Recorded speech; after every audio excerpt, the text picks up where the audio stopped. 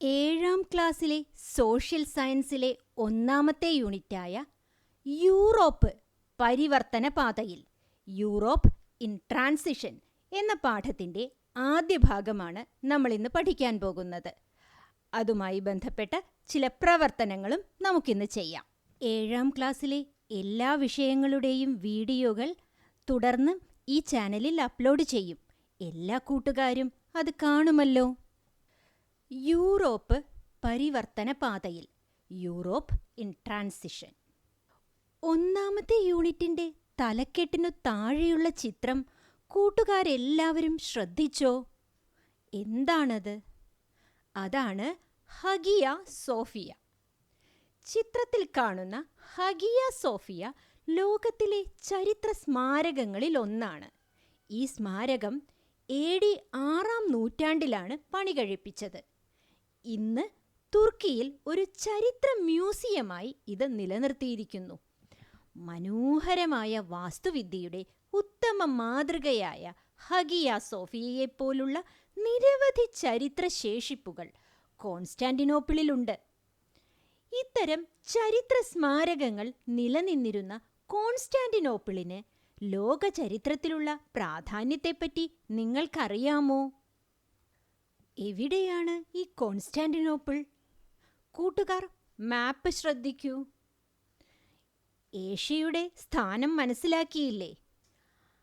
അവിടെ നിന്നും എത്ര മാറിയാണ് കോൺസ്റ്റാന്റിനോപ്പിളും ബ്ലാക്ക് സീ, അതായത് കരിങ്കടൽ, യൂറോപ്പ്, മെഡിറ്ററേനിയൻ കടൽ എന്നിവയും സ്ഥിതി ചെയ്യുന്നത് എന്ന് കൂട്ടുകാർക്ക് മനസ്സിലായില്ലേ? കിഴക്കൻ റോമ സാമ്രാജ്യത്തിൻ്റെ തലസ്ഥാനമായിരുന്നു കോൺസ്റ്റാന്റിനോപ്പിൾ. ഇപ്പോൾ കോൺസ്റ്റാന്റിനോപ്പിളിൻ്റെ പേര് ഇസ്താംബുൾ എന്നാണ്. കോൺസ്റ്റാന്റിനോപ്പിളിന് ലോക ചരിത്രത്തിൽ സുപ്രധാനമായ സ്ഥാനമാണ് ഉണ്ടായിരുന്നത്. എന്താണതിന് കാരണം? എന്തെല്ലാമായിരുന്നു കോൺസ്റ്റാന്റിനോപ്പിളിൻ്റെ സവിശേഷതകൾ? വിജ്ഞാനത്തിൻ്റെ കേന്ദ്രമായിരുന്നു.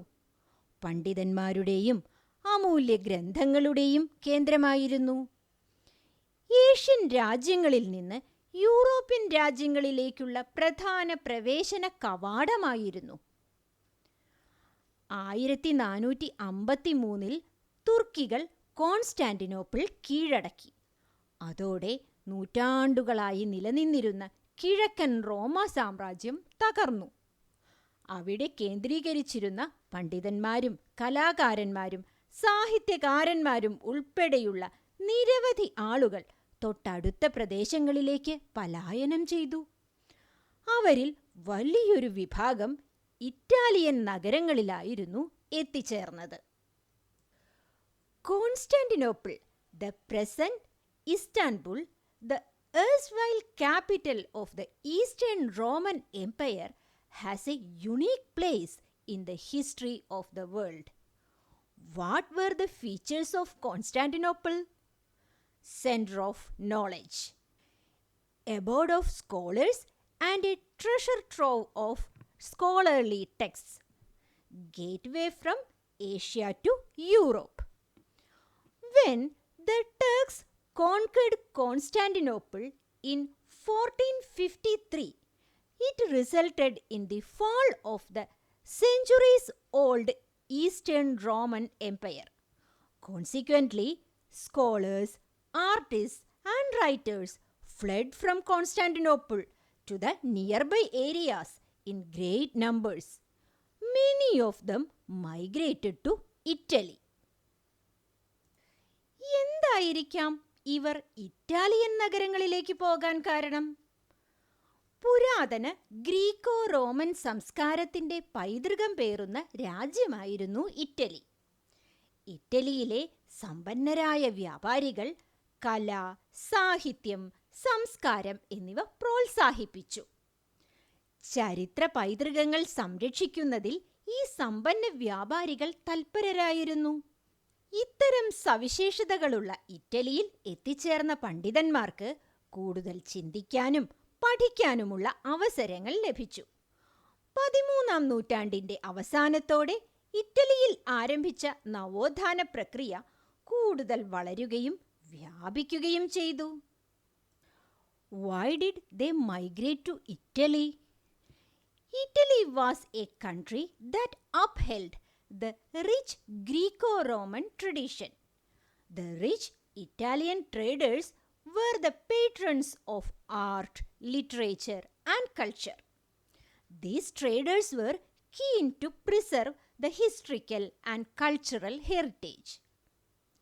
Hence, the Italian cities furthered thinking and encouraged the spirit of learning among the immigrant scholars. By the end of the 13th century, the Renaissance, which began in Italy, flourished and spread to other nations. കൂട്ടുകാർക്ക് മാനവികത, നവോത്ഥാനം എന്നീ വാക്കുകൾ പരിചയമുണ്ടോ? യൂറോപ്പിൽ മാനവികതയുടെ വളർച്ചയ്ക്ക് സഹായകമായ സാഹചര്യങ്ങൾ വ്യക്തമാക്കുക. What were the situations that helped in developing humanism in Europe? മാനവികതയും നവോത്ഥാനവുമൊക്കെ എന്താണെന്ന് നമുക്ക് വിശദമായി മനസ്സിലാക്കാം. മധ്യകാലഘട്ടത്തിൽ കല, സാഹിത്യം, ചരിത്രം എന്നിവ മതപരമായ ആശയങ്ങൾ കേന്ദ്രീകരിച്ചുള്ളതായിരുന്നു. യൂറോപ്പിലെ പണ്ഡിത ഭാഷകളായി കണക്കാക്കപ്പെട്ടിരുന്നത് ലാറ്റിൻ അഥവാ ലത്തീൻ, ഗ്രീക്ക് എന്നിവയായിരുന്നു. ഈ ഭാഷകളിലായിരുന്നു കൃതികൾ രചിച്ചിരുന്നത്. എന്നാൽ 13-ാം നൂറ്റാണ്ടിൻ്റെ തുടക്കത്തോടെ ലാറ്റിൻ, ഗ്രീക്ക് എന്നീ ഭാഷകൾക്ക് പകരം ഇംഗ്ലീഷ്, സ്പാനിഷ്, ഫ്രഞ്ച് തുടങ്ങിയ പ്രാദേശിക ഭാഷകളിൽ കൃതികൾ രചിക്കാൻ തുടങ്ങി. സാധാരണ മനുഷ്യരുടെ ജീവിതമായിരുന്നു ഇത്തരം കൃതികളിലെ പ്രതിപാദ്യം. അതോടെ മതപരമായ ആശയങ്ങൾക്കു പകരം മനുഷ്യ ജീവിതത്തിന് പ്രാധാന്യം ലഭിക്കുന്ന തരത്തിൽ സാഹിത്യത്തിൻ്റെ ഉള്ളടക്കം മാറി. സമാനമായ മാറ്റങ്ങൾ ചിത്രകല, ശില്പവിദ്യ തുടങ്ങിയ മേഖലകളിലും ഉണ്ടായി. ഇത്തരത്തിൽ മനുഷ്യജീവിതത്തിന് പ്രാമുഖ്യം കൊടുത്തുകൊണ്ടുള്ള കാഴ്ചപ്പാടിനെയാണ് മാനവികത എന്ന് പറയുന്നത്. The renaissance. The fine arts, literature and history in the medieval period were centered on religious ideology. The texts were invariably written in Greek and Latin, as these languages were considered elite and scholarly. By the dawn of the 13th century, Latin and Greek gave way to regional languages like English, Spanish, and French. The writers of this period adopted the life of the common man as the central theme of their works. The literature of this period was no longer confined to religion and philosophy, but gave way to themes that depicted diverse aspects of human life. Similar changes occurred in other art forms like painting and sculpture. This vision, primarily concerned with the various aspects of human life, is known as humanism. പ്രപഞ്ചത്തെക്കുറിച്ചും ജീവിത സാഹചര്യങ്ങളെക്കുറിച്ചും വ്യത്യസ്തമായ രീതിയിൽ ചിന്തിക്കുവാൻ മാനവികത പ്രേരിപ്പിച്ചു. യുക്തിചിന്തയുടെയും അന്വേഷണ ത്വരയുടെയും വളർച്ചയ്ക്ക് ഇത് കാരണമായി. മനുഷ്യജീവിതത്തിൻ്റെ നാനാ മേഖലകളിലും പുത്തൻ ഉണർവാണ് ഇതിലൂടെ സൃഷ്ടിക്കപ്പെട്ടത്. ഇത്തരത്തിലുണ്ടായ ഉണർവാണ് നവോത്ഥാനം. The new spirit of humanism inspired unique thoughts on the universe and human life. It promoted reasoning and the spirit of inquiry. Consequently, a new awakening in all spheres of human life became visible in Europe, and it is known as the Renaissance. നവോത്ഥാനം വിവിധ മേഖലകളെ എങ്ങനെയാണ് സ്വാധീനിച്ചത്? നമുക്കൊന്ന് പരിശോധിച്ചാലോ. നവോത്ഥാനം സാഹിത്യത്തിൽ. നവോത്ഥാന കാലത്തെ സാഹിത്യകാരന്മാരിൽ പ്രമുഖനായിരുന്നു പെട്രാർക്ക്. ഇദ്ദേഹത്തെ നവോത്ഥാനത്തിൻ്റെ പിതാവ് എന്ന് വിളിക്കുന്നു. പെട്രാർക്കിൻ്റെ ഏറ്റവും പ്രസിദ്ധമായ കൃതിയാണ് സീക്രട്ടം.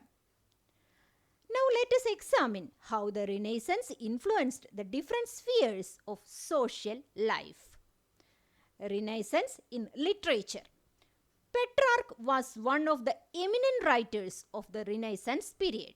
He is known as the father of Renaissance. The magnum opus of Petrarch is Secretum.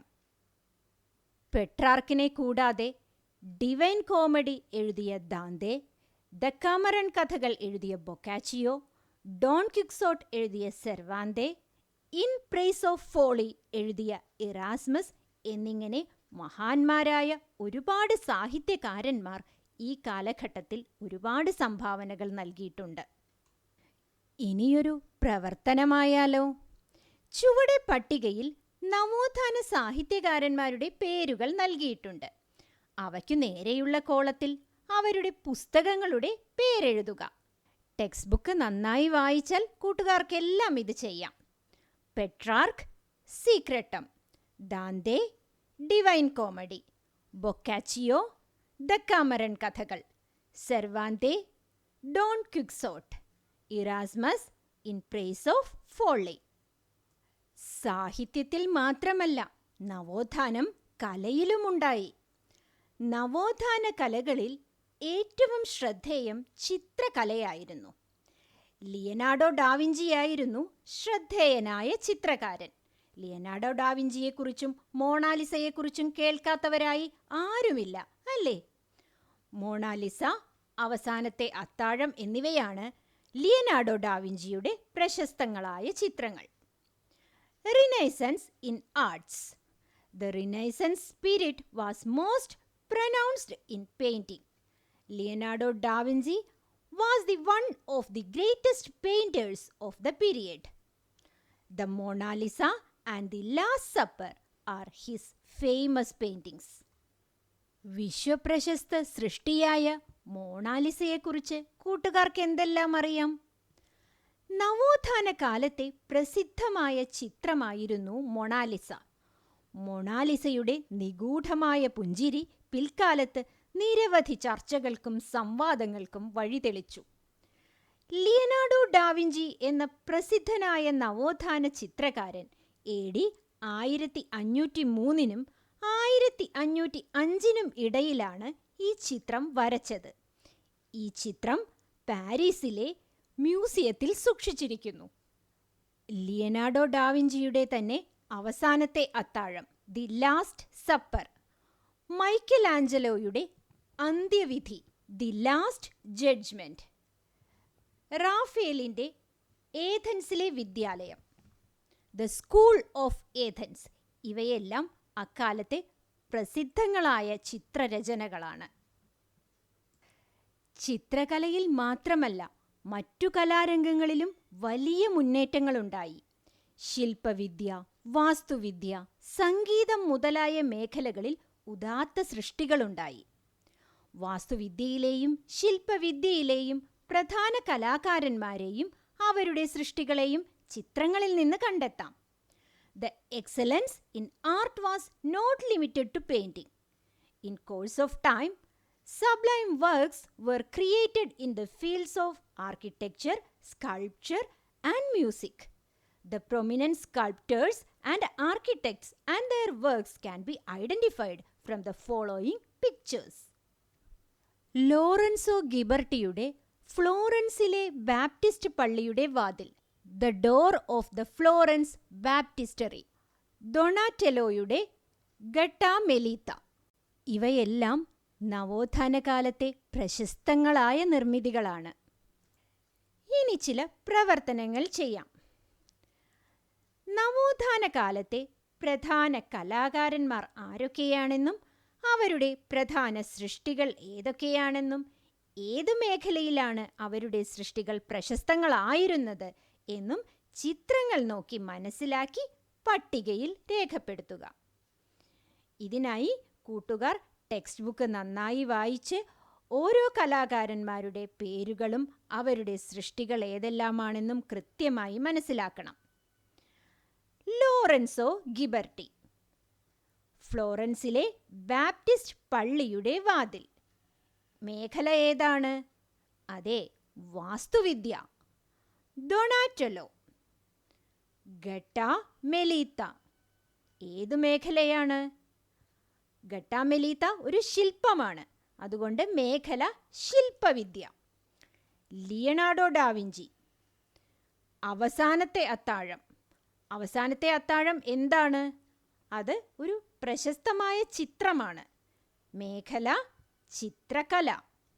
Michelangelo ഏതാണ് പ്രധാന സൃഷ്ടി? അന്ത്യവിധി, ദി ലാസ്റ്റ് ജഡ്ജ്മെന്റ്. ഏതാണ് മേഖല? ചിത്രകല അഥവാ പെയിന്റിംഗ്. റാഫേൽ പ്രധാന സൃഷ്ടി ഏതാണ്? ഏഥൻസിലെ വിദ്യാലയം. മേഖല? അതെ, ചിത്രകല അഥവാ പെയിന്റിംഗ്. ഇനിയുള്ള പ്രവർത്തനം ചേരുംപടി ചേർക്കാനാണ്. നവോത്ഥാന കാലത്തെ പ്രധാന കലാകാരന്മാരുടെ പേരുകളും അവരുടെ സൃഷ്ടികളും ചുവടെ പട്ടികയിൽ തന്നിരിക്കുന്നു. എ കോളത്തിന് അനുയോജ്യമായി ബി ക്രമപ്പെടുത്തുക.